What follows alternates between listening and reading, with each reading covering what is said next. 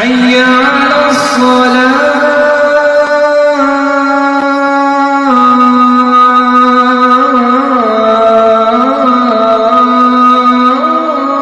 মনের বিষয়টা আল্লাহ ছাড়া কেউ জানে না।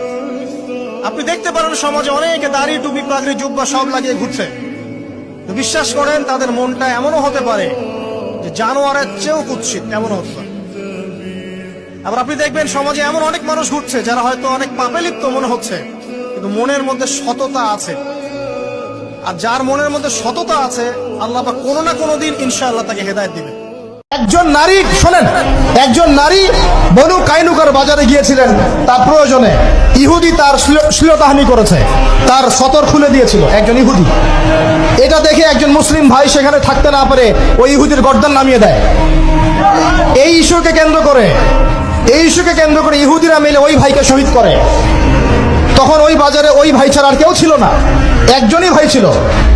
এরপরে এই মামলা আসলো নবীর দরবারে সাল্লাল্লাহু আলাইহি ওয়াসাল্লাম। এটা মদিনার ঘটনা।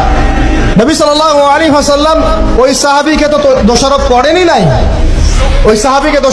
নাই, বরং নিজে বর্ম পরে অন্য সাহাবীদেরকে বলেছেন